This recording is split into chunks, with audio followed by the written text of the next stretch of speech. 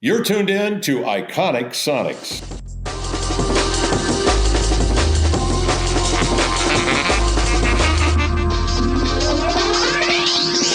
Sonics fans, put your seatbelts on. We have got some great news about expansion flying around right now, and we have an even better interview for you today. Brad Townsend is with us.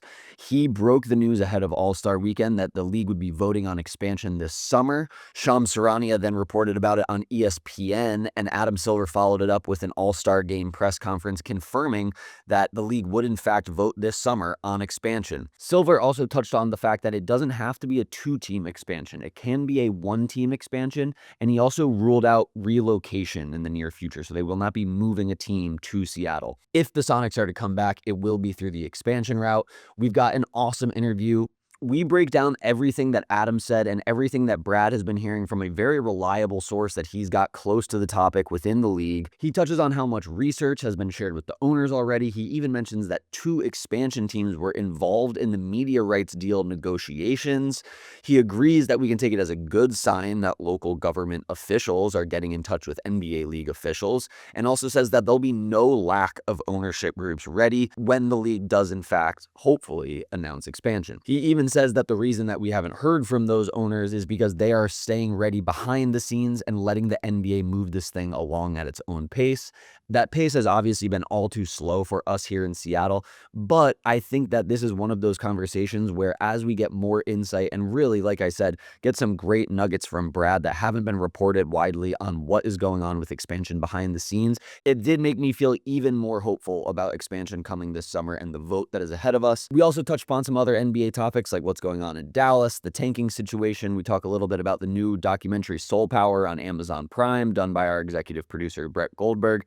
Be sure to listen to the whole thing. It's a great episode that we've got for you. We are so excited about the news that we're hearing. Be sure to lock in with us on social media at iconic_sonics.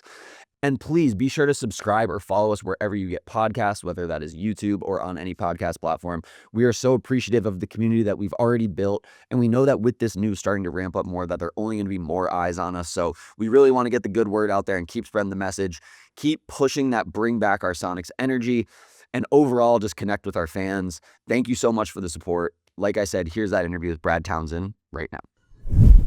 All right, ladies and gents, we're excited to have Brad Townsend here today. He's an award-winning Dallas News sports reporter that broke some very critical news on NBA expansion ahead of All-Star Weekend. Brad, how you doing? I'm doing great. Great to connect with so many people in Seattle rather suddenly. Yeah, I think that leads us kind of perfectly into our first question. On X, you posted, this is February 8th for those not watching on YouTube. You said you think it's going to be an extra great year for Seattle. You were hearing that the NBA Board of Governors was likely to vote on expanding by 2 teams this summer, Las Vegas and Seattle being favored, which we've heard before. We were talking a little bit before we started recording about the response, but what was that like, and what did you hear from Seattle fans and basketball fans alike once you kind of put that information out there? Well, if you don't mind, I should probably just go back a couple of days before that. There is a definite Seattle connection to why I started reach out to a very good source. So the Mavericks were hosting the Spurs on Thursday before Super Bowl Sunday. And I was there primarily to cover, Mark Aguirre was having his jersey retired that night. But as usual, I went into both coaches' pregame press conferences, and Mitch Johnson was asked at the very end, what's your Super Bowl pick? Yeah. And, any I thoughts think that was our about good buddy Landon Buford that asked him, actually. Exactly. Yes, we know Landon very well. Anytime there's a Seattle question, we know it's coming from Landon. Definitely. Very, very in tune with Seattle. Mitch, you have Seattle ties. I wanted to get your, favorite memory of growing up in Seattle with the Sonics, and then also possibly your Super Bowl prediction, since they're, yes. Who you would think for Sunday, or that being the one of the few championships that city has been able to celebrate professional sports was a great time. I was in Seattle in 2013 and that 2014 where he grew into it. Then my dad was on the team in '79. I wasn't born yet, but that for a long time was the only championship. So the lasting effect of that time, I felt, even though I wasn't even born yet.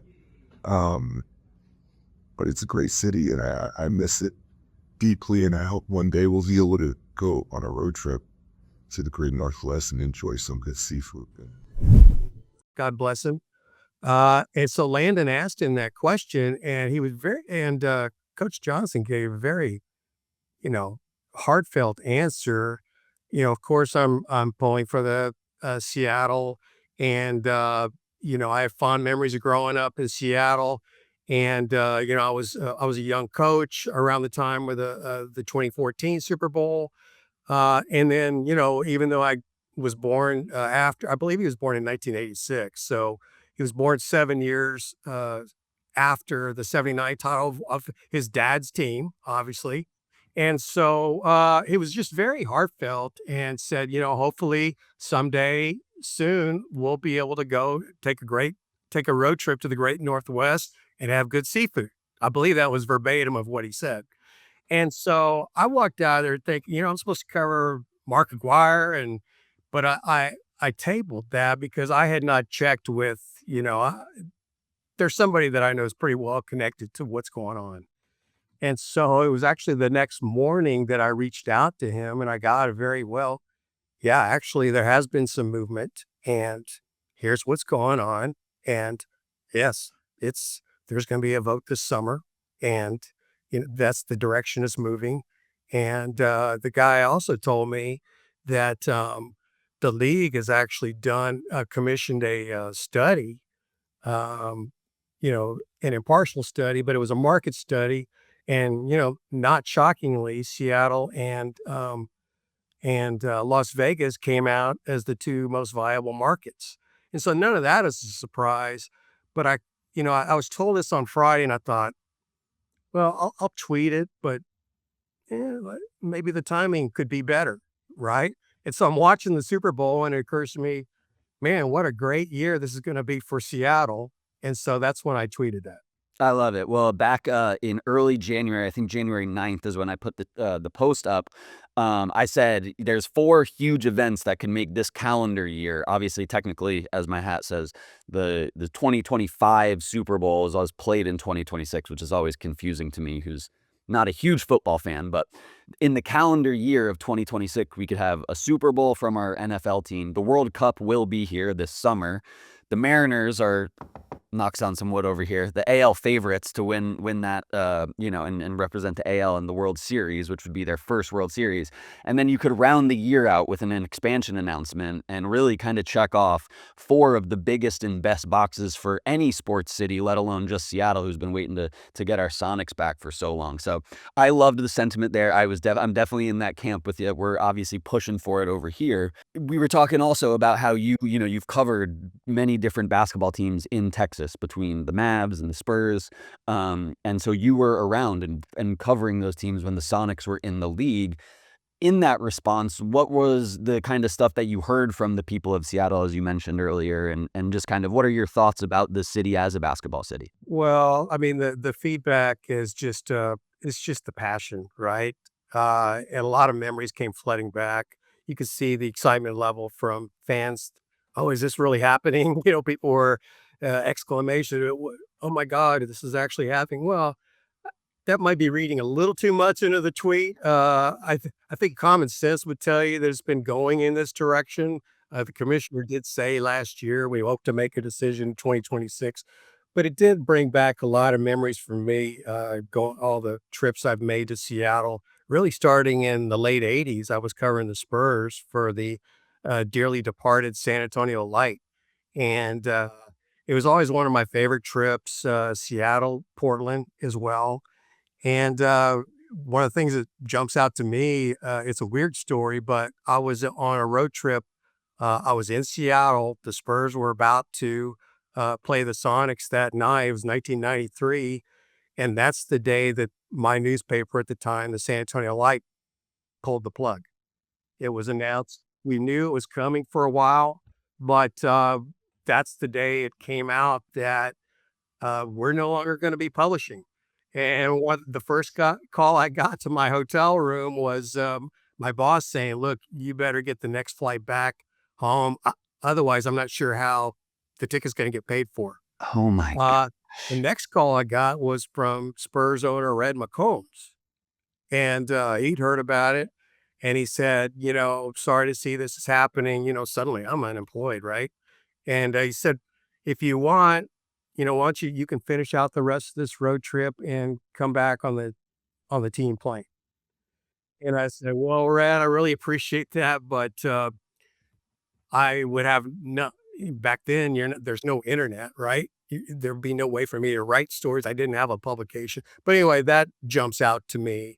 But just the many great games. The fans are so um, passionate there, and I just remember when it's just unfathomable to me that a franchise could win a championship in 1979, go to the NBA Finals in 1996, and 12 years later, gone, poof. And you really feel for the fan base. It's really a kick in the gut. It's you think about football franchises in Cleveland. Uh, Baltimore, how they got the rug pulled out from them. And, honestly, I also feel the Mavs fans here in Dallas, they felt the betrayal big time last year when Luka Doncic got traded. The difference was the team is still here. The fans have been able to, you know, exercise their vocal right to complain about the trade and management and everything, and it has had an effect. I mean, Nico Harrison was fired, and when fans are allowed to still have the ability to voice, so Sonics fans have been helpless, and Yeah. so I'm so excited for them. I wish that the Save Our Sonics chants had as much power as the Fire Nico chants had, back Yeah. in 2007 and 2008. One thing that also comes up anytime that we talk about expansion, at least for my mind, is the realignment of conferences and also just the actual process of landing on those teams. We had Brian Windhurst on the podcast, and he was talking about there will be a process of different cities submitting their applications. We would like to have a NBA team. Here's our proposal. I also saw that you posted about some people saying that Nashville should have a shot. And you were saying, well, that's, in the same state as Memphis and it's only 200 miles away. It seems to be a foregone conclusion that it's Seattle and Vegas. Another nugget that kind of came out was that it doesn't have to be a 2-team expansion. It could be a 1-team expansion. And that Silver also said relocation is off the table. So there won't be a team being moved anytime soon, it seems. From where you're standing and what you hear, what are your kind of thoughts on, is it definitely Vegas and Seattle? Is it definitely 2 teams? Can you get that deep into it? I can get into it in the sense that, the study that I mentioned, I don't think that's very well known. And some people might think, well, oh, the NBA wasted a lot of money. Well, no, that's doing due diligence, right? Um, and that's telling the current, the 30 partners, in addition to the potential cities that want to have an NBA franchises, that's the message that the NBA is doing is due diligence. A lot of money was spent. And so I think that at some time, probably more details about that, uh, about the survey that was done or the company that did that will come out. Um, and I've also been told, I'm also seeing things, well, NBA in the upcoming April Board of Governors will be when NBA owners will hear more of the financial parameters. That's I mean, that's not what I'm hearing. I'm basically being told that all the teams they know the financial parameters. This has been coming for so long. And honestly, so the new TV agreement, the 11-year uh, agreement with Prime and NBC and ESPN, that went into effect this year. That's 11 years. Well, that my understanding is that the prospect of adding 2 teams was baked into the negotiations, right? And so all NBA team owners have known from that standpoint, here's here's what the financial reality will be for adding 2 teams. Wow. And my understanding is that the majority of owners agree. They see that there's a lot more additive to this than it would be subtractive. And from what I was told, some owners are actually ready to vote in April, but the NBA wants to take its time, and so there won't be a vote in April. Uh, and that's the way you do due diligence. I mean, and plus, let's just say they did vote in April. Well, that would really overshadow the rest of the season, right? You want the playoffs to occur, and but it is interesting. Going back to your original question, I apologize for meandering, right? No, because when I put out the tweet, next thing I know, like all these people are speculating, well, which team is going to move over? I was just going to get to that. And then other people were saying, well, which 8 of our players are we going to protect? I mean, all those machinations start going into play, and I think that's probably part of why the NBA wants to move this forward at its, you know. But honestly, I don't see a downside to people. That creates excitement in the league, honestly. And so I think there will be 2 teams added. That's definitely the way it's going. The new teams won't start playing for 2 or 3 years, right? It takes a while. Same thing that's happened in past expansion. And then I would see, one team moving over. I think logically speaking, you look at Minnesota and you look at Memphis, perhaps New Orleans. Those will probably be the primary candidates. And to me, logically, you would say Minnesota.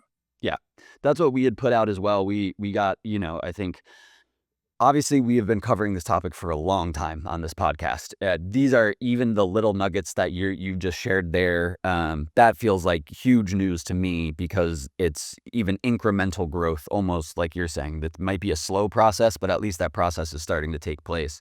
I've always been of the mind that Minnesota would make sense, just that natural rivalry that would kind of form in the central northern division, whatever you would kind of call that, with the Bucks and Indiana, and that would be really cool, I think. I don't know how much stock I put into the NBA saying, well, they have a star in Anthony Edwards right now, and so let's get him over into the Eastern Conference. Who knows? I don't see him turning down a supermax and leaving Minnesota anytime soon, but who knows? And I just think that's too minute a detail to really come into play there. But that's all awesome to hear. One thing that I'll ask about here and that I've asked other guests is, you were just saying they probably don't want to do this in April. You had said that in response to Shams' report on ESPN saying, this sounds familiar. You had heard that maybe there was going to be a vote in the spring, but they're going to table it for the summer so they can gather that more info. With all of the conversations around tanking at the beginning of the season, it was the conversations around aspiration and Kawhi and the Clippers. Is there anything of substance to the fact that this is positive PR for the NBA? You're getting happy fans. You're doing right by Seattle. Is there any sort of PR spin there of this is overshadowing, or is it just something that's been running parallel for a while and it just happens to be coinciding with these other? Yeah, I think it's happenstance. I mean, because the commissioner did come out in Las Vegas last year as saying we're going to decide this. We don't need to be stringing these cities along. We're going to decide this in 2026. I think it's a coincidence that this happened. I think it's a good coincidence for the NBA, clearly, because it has created excitement. And I think a lot of the tanking talk and how prominent it's become. A lot of it is just how good this draft class is. That has a lot to do with it, frankly. And so you've got, 12 or so mediocre teams that are going to be trying to race to the bottom and be, obviously the fines that went out to Utah and Indiana. Those were really warning shots from the commissioner that I'm going to be watching you very closely. But yeah, I do think it creates a distraction from those real issues. With tanking, I think also comes a conversation about talent in the league. And I think those are two very different points in my head. Tanking teams does not mean they don't have talented players. It means they're sitting Anthony Davis for the rest of the year. It means they're kind of hanging people up. They're, pulling their starters, as we see Utah do for fourth quarters now.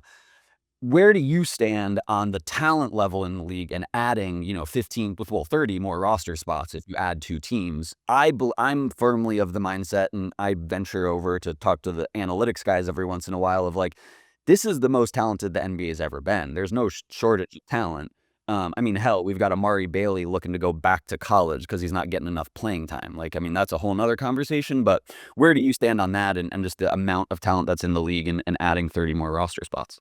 No, I agree, and I think it's smart of you to sort of go over to the analytics side. I think most analytics people for most teams would tell you, yeah, players are a lot more skilled. I remember, I think it's probably 20 years ago. I'm aging myself. To me, it doesn't seem like that long ago that there were complaints that quote unquote NBA players, American kids were not skilled. They were, AAU kids weren't getting the proper training. Uh, but when you see the ability of today's players, the percentages that they're shooting from 3 point, I mean, it's nowhere in comparison to what it was 20 years ago, even 10 years ago. Scoring is up. Um, this draft class might be an extreme example, but it shows you the depth of talent that's out there.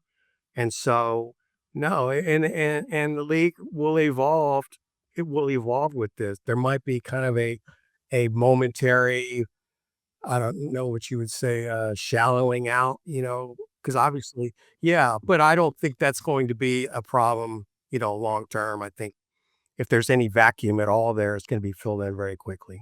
To your point about the draft class, even just the last handful of drafts, Anthony Edwards, Cade Cunningham, Paolo, Seattle kid, Victor Wembanyama, Cooper Flag, Ricochet, maybe not as developed as those guys, but those are 5 all-stars right there. And that's a heck of a run there. And not to, diminish the rest of those draft classes, but yeah, it just feels like between the skill level that you're talking about, which almost sometimes for me is like too far. I see these trainers on Instagram and they've got like 3 cones they're juggling and 2 balls. And, I'm like, it's okay to just make a swing pass every once in a while, Uh, but then also the international aspect of like, there's just even more prospects there. Like I imagine, um, I'm blanking on his name now, the kid from France that was with the Knicks last year, Yabusele.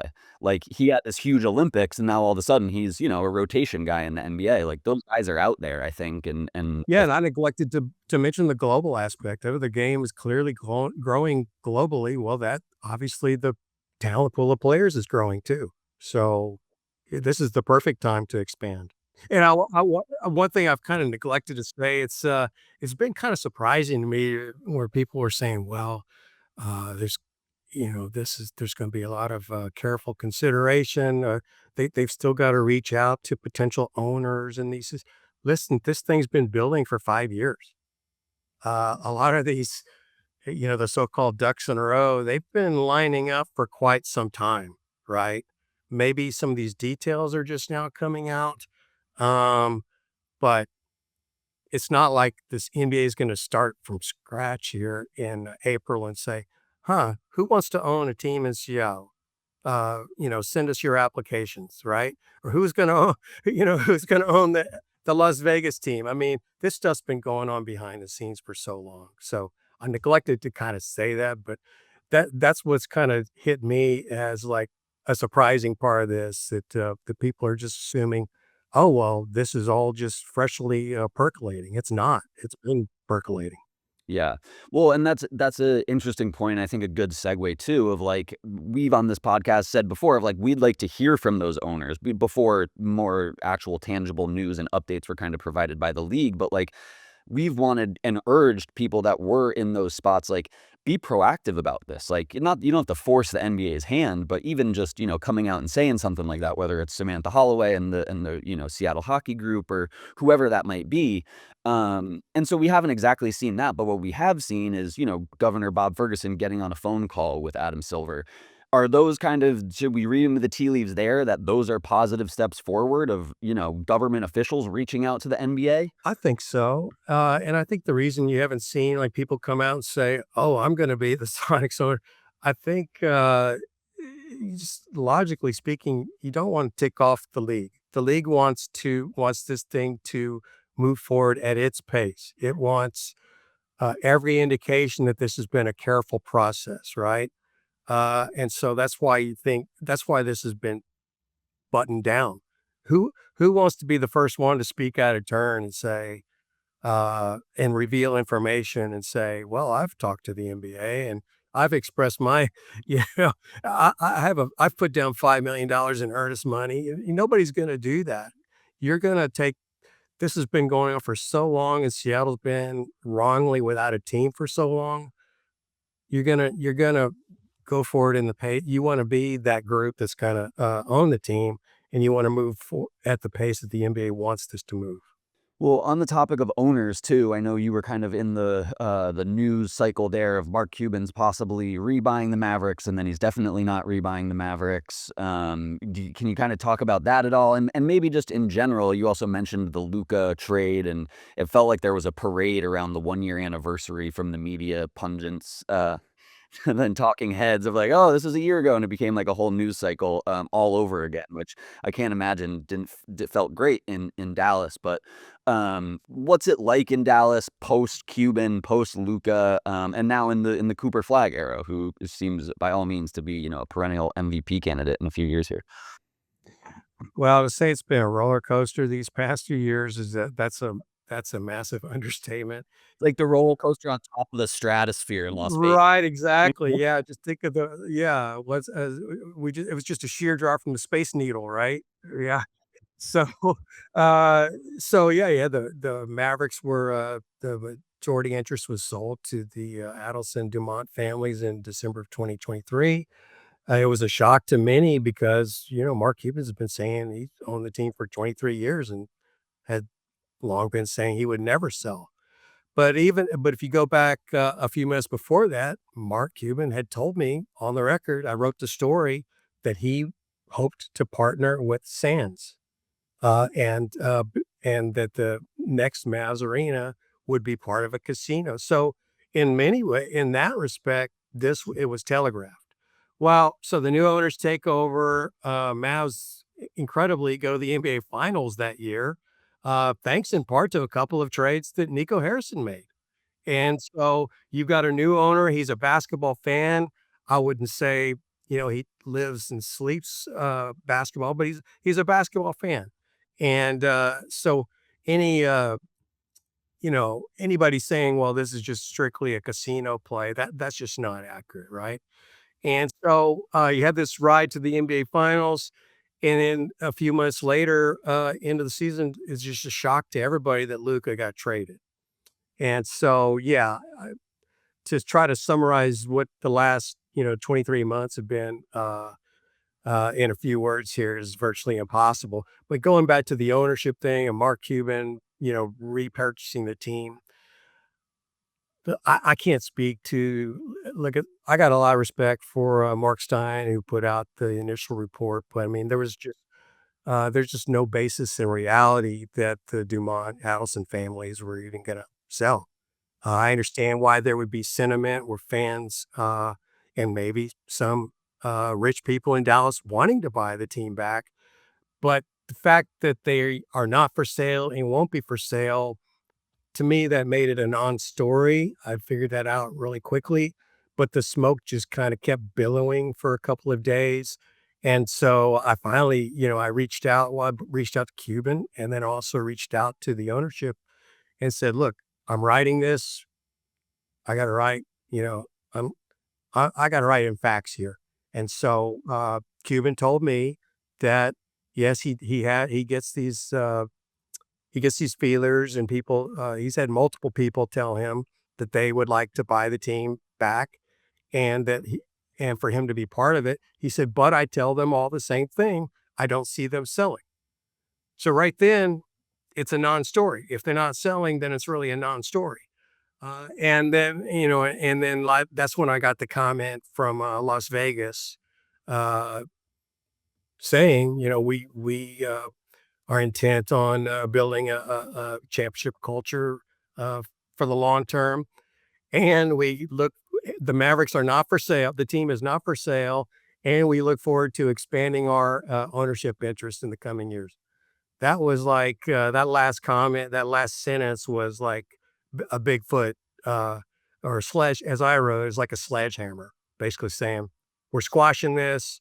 And by the way, we're also going to be buying out more of Cuban's interest, because there is a provision in the sale agreement that enables them to buy 20% of the Cubans' 27% ownership.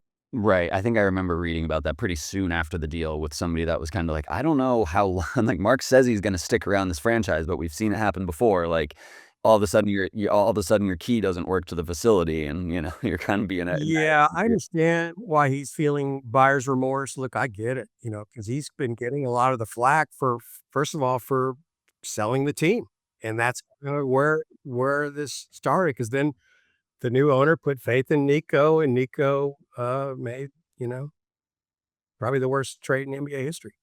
And so, there's a lot of finger pointing going on, and a lot of people are, wish they could have do-overs, but there are no do-overs here. Yeah. Well, it's funny that you say that. Like, it's obviously going to be, revered as one of the worst moves ever. It's so bad in my mind, Brad, that when you reminded me the Mavericks were in the finals that shortly before it, that like that part even escapes me sometimes, because I'm just so hung up on the fact that like even to this day, it's crazy to see Luka Doncic in a Lakers jersey. One last thing before I let you go. I heard from our producer, Brett Goldberg, that you grew up a Spurs fan. I just finished watching the Soul Power documentary.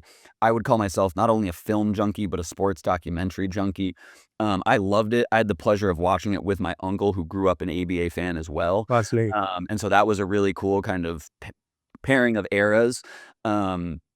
It's a great doc. I want to say it's fun, but it's also just unbelievably educational and deep. What was it like growing up with the ABA, and what did you think of the doc? So I love the doc. I have to say, I'm on starting episode 4. Okay. So Okay. I've been kind of also watching Olympics and do it, but and so You've been busy. It's all right. well, when I want to carve out time to do it, I want to focus on Right. the doc, Same. because it does bring back great memories for me. Growing up in San Antonio, the first pro basketball game I ever attended was an ABA game. It was the Spurs. And so I vividly remember going to the 1975 ABA All-Star game, which was hosted in San Antonio. Trivia question, Freddie Lewis was the MVP. I remember even like stumping a local radio show when I was in high school.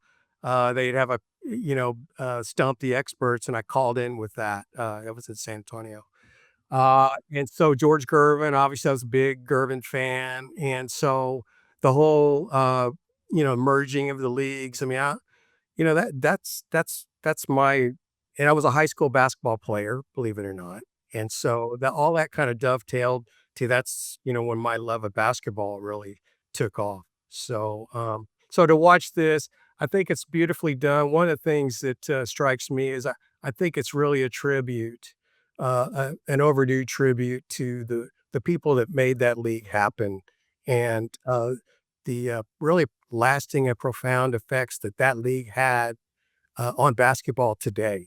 And so I think the producers, everybody involved in it, just did a fantastic job of really making this. And it's so sad. Doug Moe passed away yesterday. I have fond memories of watching Doug Moe's teams. And so, that tells me that the timing of this, it's a tribute to the league itself. And I'm glad to see it. You mentioned George Gervin, and I think as somebody obviously that, didn't have the pleasure of watching the ABA, but he was educated on it by my dad and my uncles, and read Loose Balls, and loved the story of Costas being in St. Louis and all that. George Gervin's one of those personalities that like he's just aged like fine wine. Like he knows he knows he was unbelievable back in the day. He just Right. seems like such a cool guy. And I mean, hell, the nickname Iceman, I mean, you can't really go wrong. Well, one of the, I don't get, in my profession, I'm fortunate. I deal with a lot of famous people, and I don't get, starstruck. But I will say that years later, after I graduated college, I went back to San Antonio. I was working, as I said, and I covered the Spurs. I covered high schools, colleges, and then the Spurs. Well, by then Gervin clearly had retired, but I got to know him a little bit. And so on a Spurs road trip, I was flying out somewhere. Must have been early 90s. I'll never forget this. I'm walking through the San Antonio airport, and this voice comes from across the terminal. As I live and breathe, it's Brad Townsend. And I look over, and George Gervin, who I idolized, right? He's yelling across the airport, and people are looking at me like, who the heck is Brad Townsend? But in that moment, George Gervin knew who Brad Townsend was. And so obviously I'll always remember that. That's awesome, man. I mean, I think that is exactly the energy that he gives off. Again, haven't had the pleasure of meeting him, but that is exactly the energy that he gives off. And yeah, highly recommend people check out the Soul Power doc on Amazon Prime. Brad, man, this is probably the most fruitful conversation that I've had on this podcast. I've been hosting it for about a year and a half. It's been around well longer than that. There was actual nuggets, actual steps forward that you shared with us towards the hopeful return of our beloved Sonics. I can't thank you enough for coming on and chatting with us. Where can people check out your stuff, and what should they check out? Well, I'm on dallasnews.com.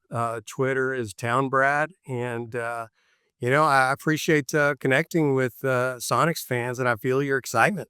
I think it's great. I look forward to, as Miss Johnson said, I look forward to maybe some road trips back up to Seattle. Definitely, and I'll take you out for a good seafood meal for sure. All right. Appreciate you having me. Of course. Thanks for being here.